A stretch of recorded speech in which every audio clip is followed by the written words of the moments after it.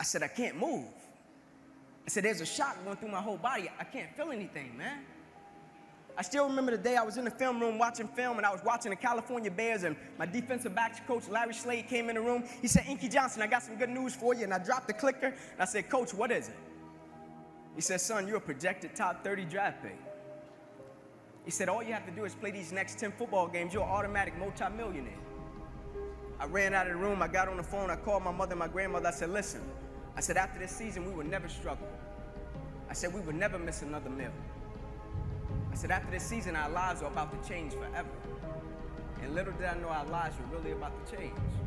The first game we come out, play against California Bears. I get an interception. We shut them down. We get the victory. Second game, we're playing against Air Force. It gets late in the game, found ourselves in a dogfight. Quarterback dropped back. He released the ball to the running back coming down my sideline. And I approach the tackle like I approach any other tackle. And the way I'm approaching it, either I'm going to knock you out or you're going to knock me out. I'm 165 pounds. I can't play with anybody. But at the point of contact, when I hit this guy, something different happened that had never happened to me before in my life. I hit him, and it seemed as if every breath in my body left. My body went completely limp. I fell to the ground. I blacked out. They get me over to the hospital. He said, Inky, we're going to take you back and run some CAT scans. They took me back. They ran the CAT scans, and they rolled me back into my room, and I'll never forget it. All in about a 15-second time frame, I was lying there in my bed, and I could see over my right shoulder. And I looked at my father, and we caught eyes, and my father, he went to take a step in, and he looked at me, and he said, son, I can't do it. And he walked out. My mother, she came in, she was running. She kissed me on my forehead. She said a prayer. She said, Ink, everything is going to be okay, and she ran out. And as soon as my mother stepped outside of the room, the doctor rushed in from the opposite side, and he said, hey, get in here, we got to rush this guy back to emergency surgery, he's about to die. I said, what? I said, my mom just told me everything was going to be okay. Like, this is total opposite. You talking about I'm about to die. I said, what happened? He said, son, what happened? You have busted up subclavian artery in your chest. You're bleeding internally. Have to rush you back and take the main vein out of your left leg and plug it into your chest in order to save your life. And when I woke up from recovery, the same doctor standing over me, he said, Inky, I have some good news and some bad news for you. I said, you got some bad news for me? After telling him I was about to die, I'm still alive. How bad can it get? I'm still here. He said, the good news is, son, we saved your life. I said, thank you, sir. He said, the bad news is you have nerve damage in your right shoulder. I said, cool. He said, we got to send you up to the Mayo Clinic in Rochester, Minnesota. I said, cool. He said, but the problem is, Ink, you probably can never play the game of football again in your life. I said, no way. He said, yeah, Ink, you got some pretty bad nerve damage. I said, no. I said, Doc, no disrespect, man, but I'm 8 games away. Like, Doc, no disrespect, but this is about to change my family's life. Doc, I've been working for this ever since I was 7 years old. Doc, there's no way. God, not now, God. Like, let me make it to the NFL so I can help my family first. Like, we miss meals. And you're talking about my career could end right now? Like, no way. And I snapped out of it. I said, man, I never cheated.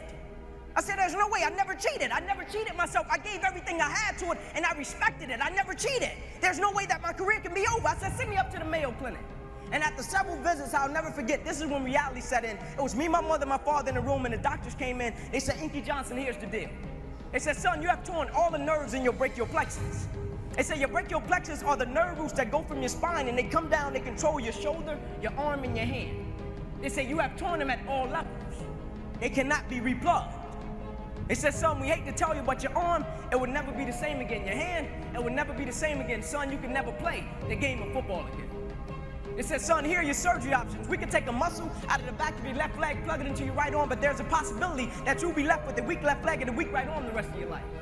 Or we can take a nerve out of your left arm, reroute it up to your chest, down into your right arm, but there's a possibility that you'll be left with 2 weak arms the rest of your life. Or we can take a nerve out of your left rib, reroute it up to your chest, down into your right arm, but there's a possibility that you'll be left with a breathing problem and a weak right arm the rest of your life. By the way, tell us what you want to do in the morning.